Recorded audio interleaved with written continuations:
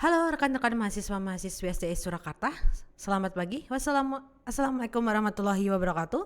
Kembali lagi bersama saya Astuning Sarsini pada mata kuliah akuntansi keuangan lanjutan 1. Oke teman-teman, untuk kali ini kita akan membahas dengan pokok pembahasan yang berbeda, yaitu terkait dengan joint venture atau kombinasi bisnis teman-teman. Nah, ada beberapa perusahaan itu yang dia memilih untuk melakukan kombinasi bisnis teman-teman. Nah, apa ya sih yang menjadi motivasi mereka untuk melakukan kombinasi bisnis atau joint venture tersebut? Pastinya yang pertama adalah mungkin mereka ingin bahwa bisnisnya itu ingin berekspansi secara lebih luas. Nah, ingin mengembangkan bisnisnya menjadi lebih besar. Kemudian dengan adanya mereka melakukan kombinasi bisnis pun, mereka bisa menghindari adanya pengalihan atau pengambil alihan oleh pihak entitas yang lain. Kemudian dengan melakukan kombinasi bisnis pun kita bisa mensinergikan sumber daya yang ada juga teman-teman. Nah, apa saja sih jenis kombinasi bisnis? Nah, kombinasi bisnis itu ada 3. Yang pertama adalah integrasi vertikal, di mana di sini adalah melakukan akuisisi bisnis, akuisisi dengan apa? Dengan dia memilih dengan memilih supplier untuk mendukung bisnisnya. Misalkan dia mengakui ini misalkan PT Indofood nih, dia kan produk utamanya adalah misalkan Indomie. Indomie bahan bakunya apa di sini? Bahan bakunya adalah gandum. Berarti apa?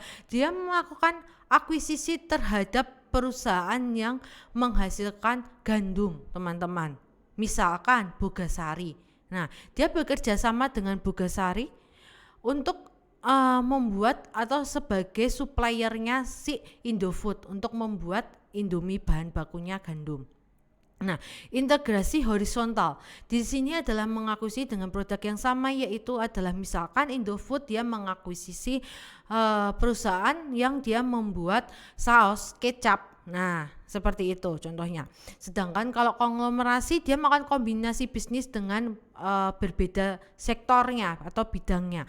Misalkan PT Astra dia melakukan kombinasi bisnis dengan berbagai sektor, seperti ada sektor perbankan, pertambangan, tidak hanya dari sektor kendaraan saja, teman-teman.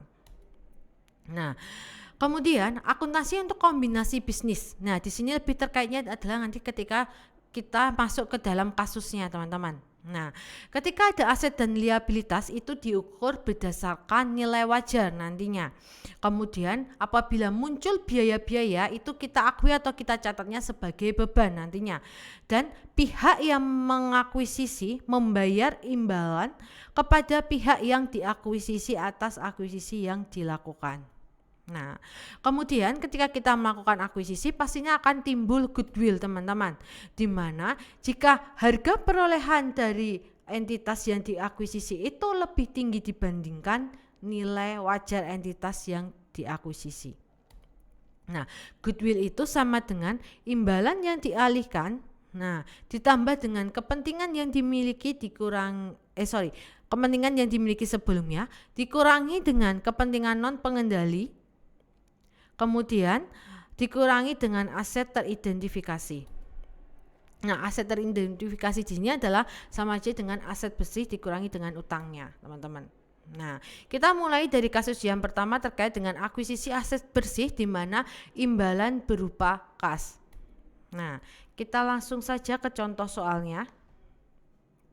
Nah, di sini adalah contoh soalnya.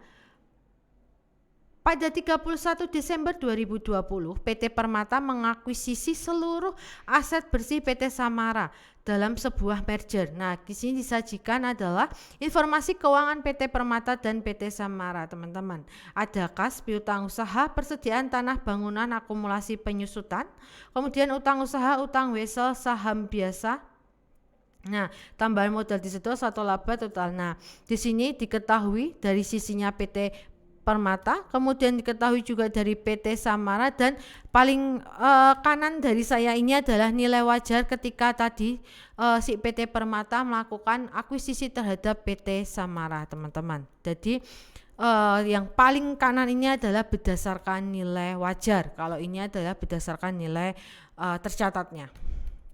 Nah, di dalam ini soal ini yang pertama adalah kalian diminta untuk menghitung terlebih dahulu terkait dengan goodwill-nya. Tapi di sini ada informasi tambahan, PT Permata mengalihkan imbalan senilai 352 juta untuk mengakuisisi aset neto PT Samara.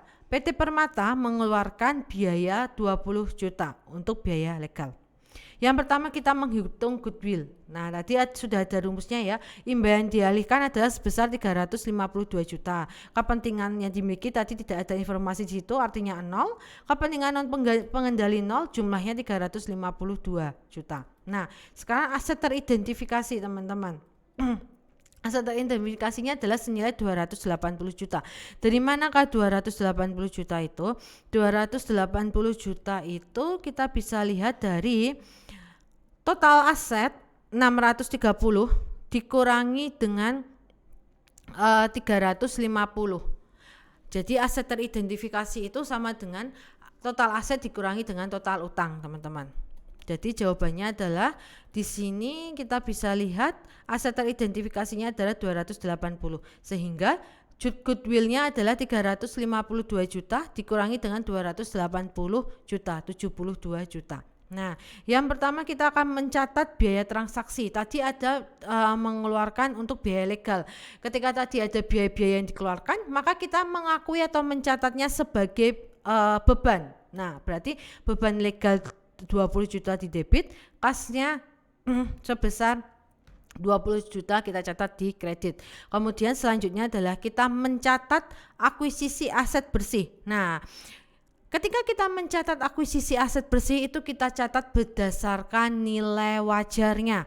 Tadi berarti kalau di informasi sini itu adalah di bagian paling kanan.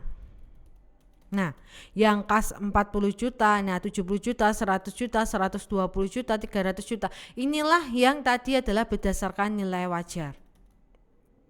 Nah, ketika kita mencatat untuk akuisisinya, berarti jurnalnya adalah kas di debit 40 juta, piutang usaha di debit 70 juta, persediaan di debit 100 juta, kemudian tanah di debit 120 juta, bangunan dan mesin 300 juta, goodwill 72 juta yang sudah kita hitung tadi, utang usaha kita catat di posisi kredit juga sebesar nilai wajar 110 juta, kemudian utang wesel kita catat di posisi kredit juga senilai nilai wajar 240 juta. Imbalan yang dialihkan tadi sudah diketahui ya teman-teman ya, di informasi di awal sebesar 352 juta. Itu adalah jurnal ketika untuk mencatat akuisisi aset bersih. Jadi di sini adalah poin utamanya adalah ketika ada biaya-biaya yang timbul maka kita catatnya sebagai beban. Yang kedua adalah ketika kita melakukan akuisisi maka kita mencatatnya berdasarkan nilai wajar. Begitu ya teman-teman. Nanti akan kita lanjutkan lagi ke dalam kasusnya dan kemudian nanti kita di pertemuan selanjutnya kita lanjutkan ke pokok pembahasan berupa imbalan berupa non-kas. Begitu ya teman-teman. Sampai ketemu di perkuliahan. Tetap semangat mengikuti kuliah. Terima kasih. Wassalamualaikum warahmatullahi wabarakatuh. Selamat pagi semuanya.